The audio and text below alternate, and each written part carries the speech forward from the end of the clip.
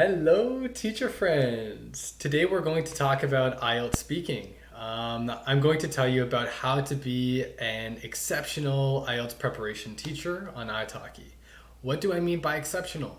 I mean being the exception. This does not mean you're the creme de la creme. That does not mean you are the best teacher on iTalki or on your learning platform. This is just trying to give prospective IELTS preparation teachers the tools so that they could stand out from the crowd, so that you will not only get classes booked and have some sort of methodology behind your classes, but you will also satisfy your students. You will make them feel more at ease, and you will be able to develop professionally throughout the process. I think that showing up to class with a plan is the best way to improve your teaching and improve the learning of your students. So when I talk about being exceptional, that just means you are not just a textbook with a verbal communication. You are somebody with a personality, with a plan, with passion for what you're doing, and you can make a difference in your students' IELTS preparation journey. So let's get started. Today I'm going to talk about the test itself, the speaking test and the criteria. I'm going to talk about my class structure and why I base my classes on this structure. I'll talk about initial assessment, topic-based learning, different first steps for you. I want to talk about strategies to use to improve your student speaking. These are basically building blocks to help you along your first few classes or even first 10, 20, 30 IELTS preparation classes. Then we'll talk about chunk-based learning, fluency development, and finally we'll talk about other pieces of information that your students may need. So let's dive right in. The test and the criteria. So what is the IELTS speaking test? 3 parts. In total, it will be 11 to 14 minutes. The first part is 4 or 5 minutes, and it's just warming the student up with some general questions. All right, we'll usually touch on 2 or 3 topics, and it will be 1 or 2 questions apiece. After that, we'll jump into the monologue, part 2.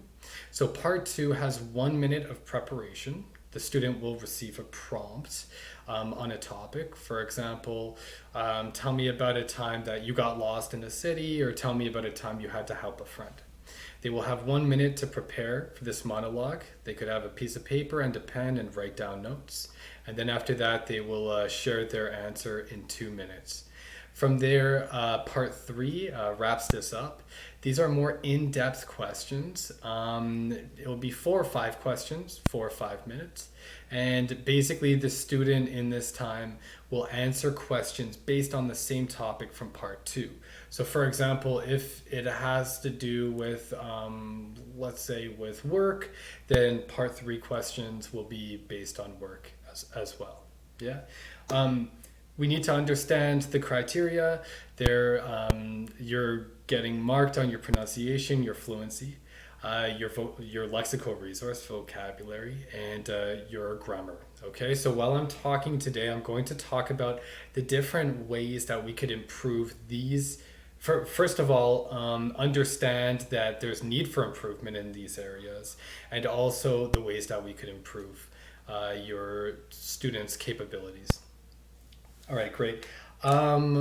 Let's go. So who are your students? Well, a lot of my students want to come to Canada. They want to immigrate to Canada. It makes sense for us to know a little bit about their goals before they even show up.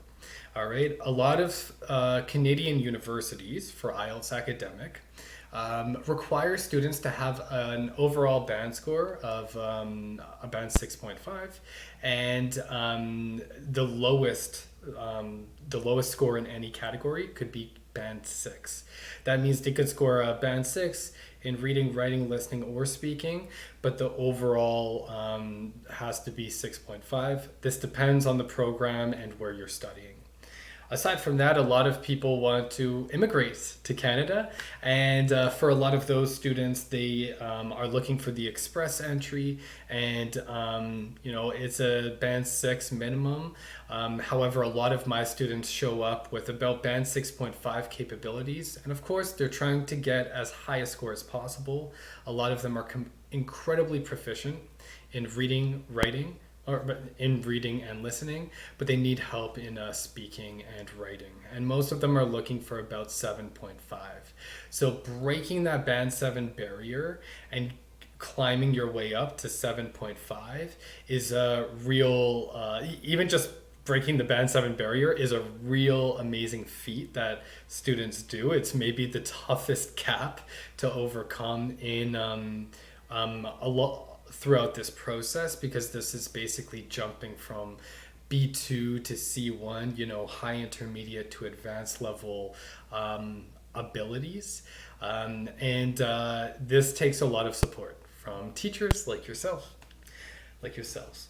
All right, great. So the class structure, I've spoken about in my previous IELTS preparation video that typically my class starts off with a task-based activity where I will give my students maybe some pictures and I will ask them some questions based on the pictures, or maybe I'll give them an article with a list of different things, maybe ways to stay in shape during the COVID pandemic. Maybe it's the most amazing islands around the world. They have a quick read, quick scan, and then they share their answers in an ad hoc presentation. Boom, it's task-based. All right. After that, we will review their writing, and I'll talk about writing in my next video. From there, they will I will teach them different strategies for writing. Most of them are grammar based, sometimes vocabulary based. And then from there, we jump into speaking. We'll do 1 or 2 tests depending on how much time we have. And after that, we'll wrap it up with a little bit of feedback, explicit feedback, and a little bit of practice to work on these mistakes. All right. So number 3, the initial assessment. So I assess my students in the very first class that we have, no matter what. That means I conduct an entire speaking test the very first class. So try to factor that in. Of course, it's good for you to both ask your student for permission if they're comfortable with this, because believe me, a lot of your students may be quite scared and quite nervous to do this. And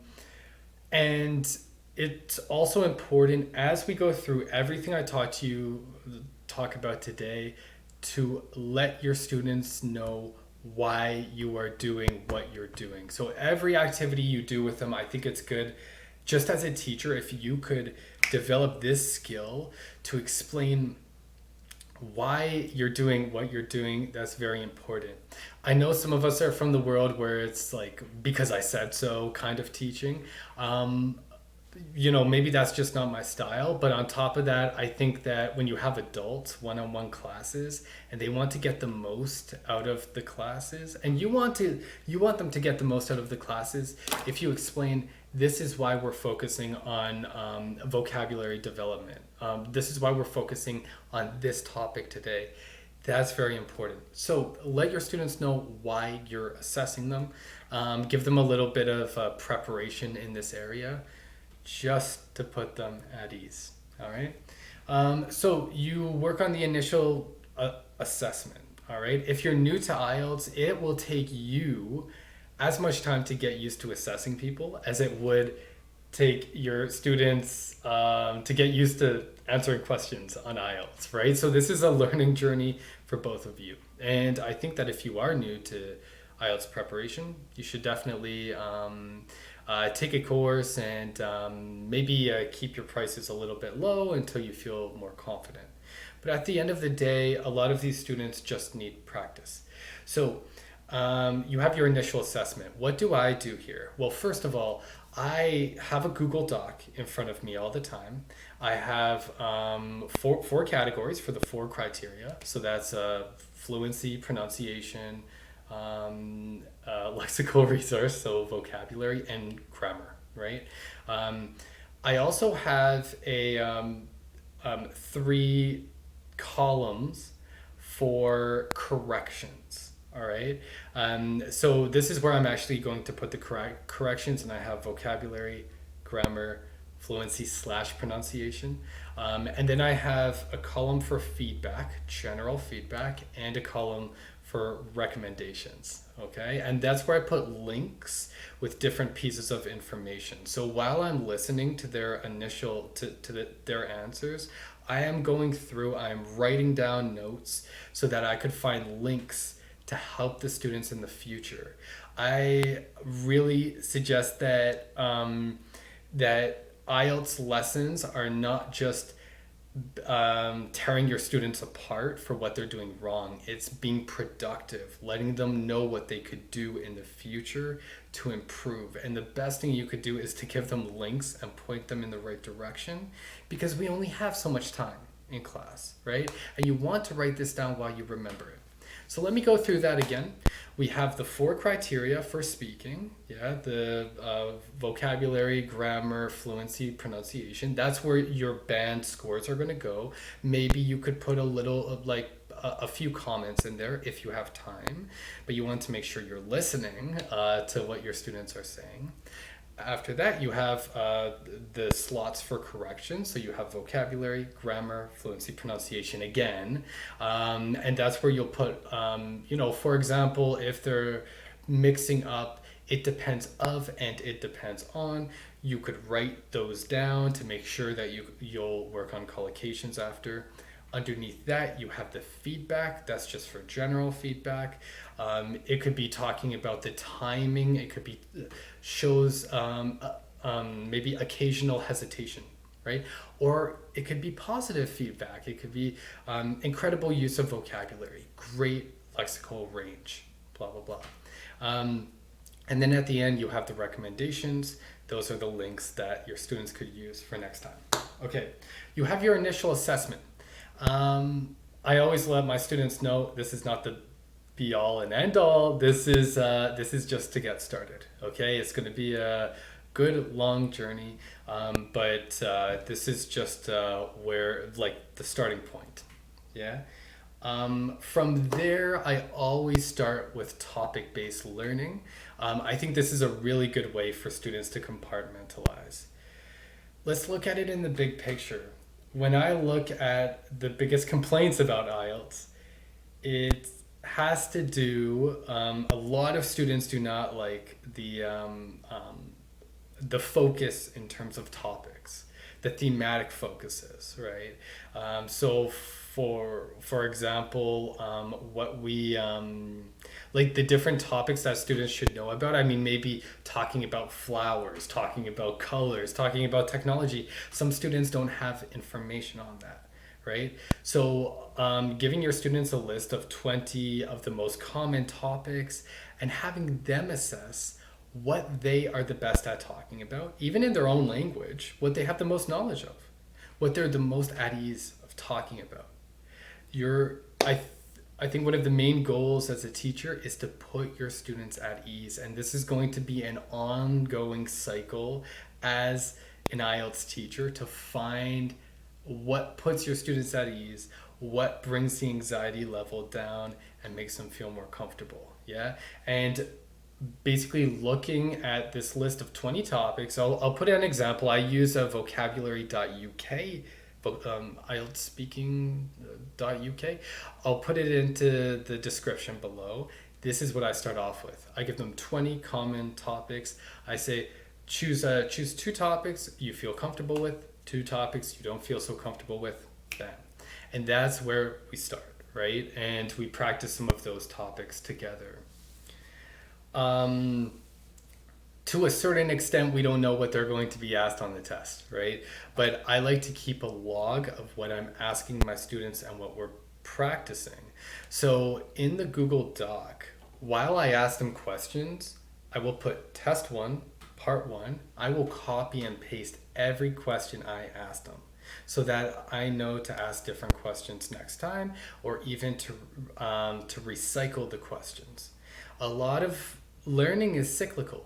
This is a spaced repetition, and it works with these questions as well, especially if your students are at the point where they don't quite understand the meanings of some questions, and we'll talk about that in a moment.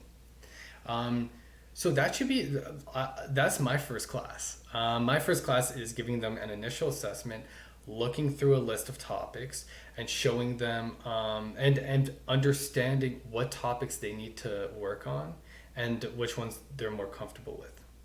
Yeah. Good stuff. So that's the topic-based approach that I use. Number 5, we need a foundation, right? So maybe you're listening to your student and you're like, oh my gosh, I don't know what's wrong, but something's wrong. I don't know where to start, Ryan. Okay, this is where you start. Core vocabulary. I use the academic words list. This is a list of about 2,000 academic words. They're great for IELTS general and IELTS academic because, I mean, when you're writing your essay, whether if it's general or academic, a lot of the same words could apply, could be useful. And they could be useful in speaking as well. Even though you have the choice to be less formal, they could still be useful. So that's where you start, and you start to find the gaps. So I'll put a link in the description for the academic words list. You show them one list at a time, so maybe 100 questions each class. 100 words each class. And they start looking through the words. They find a few words that they don't know. Or even if they do know the words, you could find some of the more tricky words and ask them to change the form of these words. This is a real common mistake that a lot of students make. They will use patient instead of patience. Yeah. Or they will use the adjective form of a word instead of using the noun form, the verb form instead of the adverb form, etc., etc. Right? So always upping the ante and making things a little bit trickier. If they know how to do that, then ask them to give you an example of some of the tricky words in context. Yeah.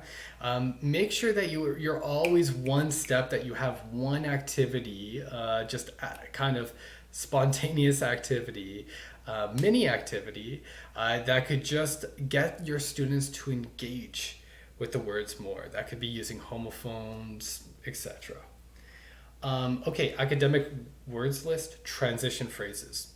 Of course we need this on the IELTS exam, and a lot of students who do the best on the IELTS exam have a great cache of transition words and transition phrases. Yeah, different conjunctions that they're able to use confidently. Yeah, I know a lot of students who know lots of words, but they don't have these transition phrases. Discourse markers. Yeah, words like so, okay, all right, like. These are also useful words for your students to know, and this is what gets them talking. At the get-go, you'll have all different kinds of students. You'll have students who are very good at writing, incredible at reading, writing, and listening, but they just don't speak very often. Yeah, so this could just be getting them speaking, getting the ball rolling. All right, number 6, strategies. Okay, so these are some speaking strategies I work on with my students, and I think this will help you become an exceptional teacher because it will help you organize yourself. If you could explain to your student in the first class, we're going to work on these 2 topics, first class, second class, these 2 third class, these 2 fourth class, or even just tell them we're going to focus on all these topics in the next 5 classes. This is our goal for 5 classes from now, to have this understanding. Your students will be more likely to rebook classes with you. Here are the strategies. To comment on the question. Wow, that's an interesting question. That's a difficult question. Ah, I've never thought about that before. Yeah, this is this gives your students time to think. Yeah, and it also gets the ball rolling. It gets them speaking. They're going to remember these phrases, so they will have guaranteed grammatical accuracy and lexical accuracy right here, and it will improve their fluency as well. Because after enough practice with these phrases, commenting on the question, they're going to get into the habit of speaking while thinking, and not speaking in an aimless way, but with conviction and confidence. Perfect. Stay on the topic. Different ways to stay on the topic, or different ways to get back on track. Right. Some of my students don't speak enough, but some of my students could speak a lot, and they could speak for too long of a time. So I think being able to kind of summarize information in an effort to stay on topic could be one of the first things that you may have to do with your students. Suggestive questions. Your students might have to answer questions that they don't really have an answer to, right? Like, for example, what is your favorite sport? I, I don't like sports. What are you studying right now? Not studying anything right now. Well, how could your students like twist that answer to still give a full quality answer and to make the most of it, right? I don't have a favorite sport, but hockey is the most popular sport in my country. So if I were an athlete, an athletic person, I would play hockey. And right there, you're using the second conditional. See, these are the sorts of ways of just turning a possibly difficult situation into a situation where you could answer with a band 7 or even higher band answer. Contrasting, comparing things by generation, comparing things by nation, for example, rural versus urban. This is also an important skill for your students to master. Yeah, giving examples, that's really important, and giving quick examples as well. Because the only problem with giving examples is that sometimes students kind of teeter off and they go into their own little world. So, again, giving quick examples, getting back on track. Yeah. Summarizing information. Yeah, so this could be done by starting by giving your students maybe a video or a text and actually getting them to read it quickly and then summarize it in a sentence real quick. Yeah, and then get them to branch out. Give them vocabulary or give them maybe details that you want to know about. Ask them questions about that text, 4 or 5 questions, and then say, okay, now I want you to give me a summary, but include that vocabulary, include those details. Yeah. What I like to do in my classes, and every IELTS teacher is different. What I like to do in my classes is not just to teach my students, but to basically give them the strategies so that they could teach themselves. So I don't just want to give them IELTS material and say, study this material. I want them to have the ability to critically question and acquire information and to utilize their strategies in their own time. That's why I use these integrative skills. Of course, on TOEFL, it's more of an integrative test, meaning they'll receive a listening text or a reading text, and then they'll have to speak based on that text. We don't do that in IELTS, right? But that's what happens in the real world. And at the end of the day, we're trying to develop overall fluency. So that's why I carve out a piece of my class to allow my students to interact with the text, whether it be auditory or visual, and to report on that text. So you have the 4 pillars: reading, writing, speaking, listening, and they're kind of leaning on all 4 of those pillars at the same time. Then when they're outside of class during the week, when they see things, they'll feel more, they'll have more confidence to interact with that text, maybe report it to other English speakers that they know, say, oh yeah, today I read in the Toronto Star, blah, blah, blah, blah, blah, right? And this way they are actively utilizing their skills, not just in class, but outside of class as well. Another important thing is being able to use context cues to understand words. All right, so I actually found a great way to do this. Look up maybe the least used words in English or the most difficult words in English, like really high level words that you and I don't even know the meanings of. Okay, put that in a sentence. Yeah, create a sentence, give the sentence to your student and ask them, what do you think this means? Oh, you need more context? Okay. So you rewrite the sentence and you give them a little bit more context. Yeah. And after 2 or 3 times, they'll probably get it. Sometimes after 1 time, they'll get it because a lot of these words are actually very specific. So having that ability to make educated guesses on the meanings of words, just in case that the student is asked a question on the IELTS exam and they don't understand, they don't know what one of the words means. This will allow them to proceed with more confidence if they don't decide to ask for clarification. Okay, number 7 out of 8, chunk-based learning. This will be really useful for fluency, the fluency development of your students. You know, I used to think that kind of lazy teachers taught idioms because they're so damn fun, but they're also kind of tricky, and how much do they really help low-level learners? And I've changed my view on this a little bit. I think idioms could be useful, absolutely, especially for these learners who are between, you know, band 6, especially 6.5, band 7, and they're trying to, you know, they have this kind of, maybe their speech is a little bit choppy and they're trying to sound more fluid.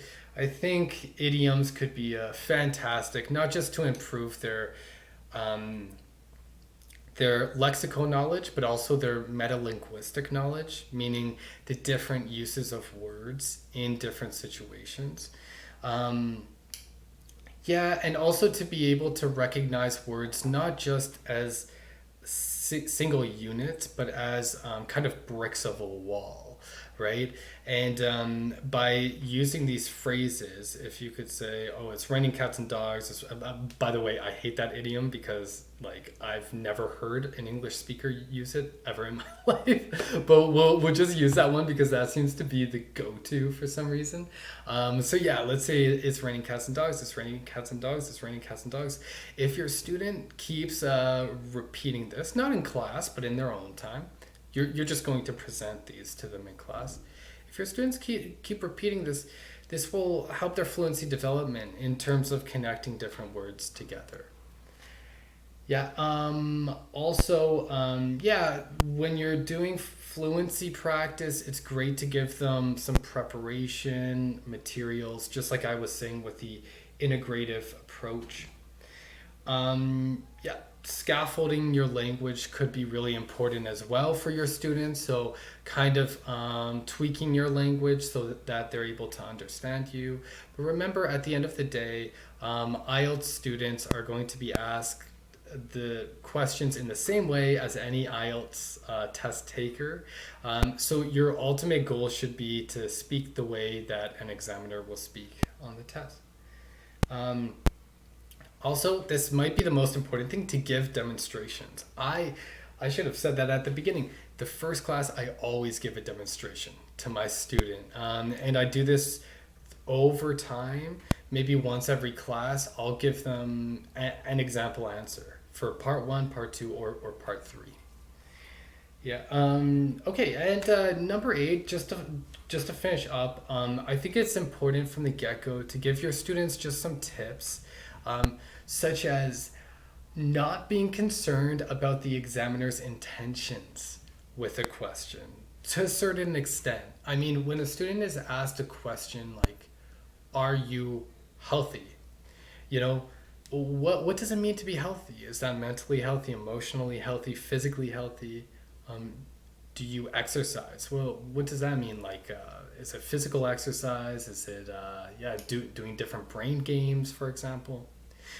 So these, like, you might find that your students will ask you what you mean by that, and that's because of that's usually due to their upbringing in the school system where they first started learning. Um, a lot of it is teacher centered, but I think a lot of these answers kind of depend on the student. So I teach my students to define their terms. So if they don't know how to answer, are you healthy? Here's the way to answer it. Well, if by healthy you mean, am I physically active? Yes, I am physically active, and they could give their answer. If by healthy you mean, do I eat very well? Yeah, absolutely, I eat very well, and then they give their answer. Yeah, so being allowing them or enabling them to define their own terms is a really good skill for them to master as well. Asking for clarification from the examiner as well, that could be useful. So these are different ways to not just these are different ways to really plan out your first like 10 or 15 lessons with your students, and you might only have 5 lessons with your students, so you could kind of bring all this together and condense it. I hope that this is useful for everybody. I made another video about first steps on IELTS, and now I'm making more in-depth videos talking about what I do in the different levels for each test. If you have any questions, please just put them in the box below. I would be happy to help you out. And good luck with your IELTS on iTalki journey. Until next time, keep smiling.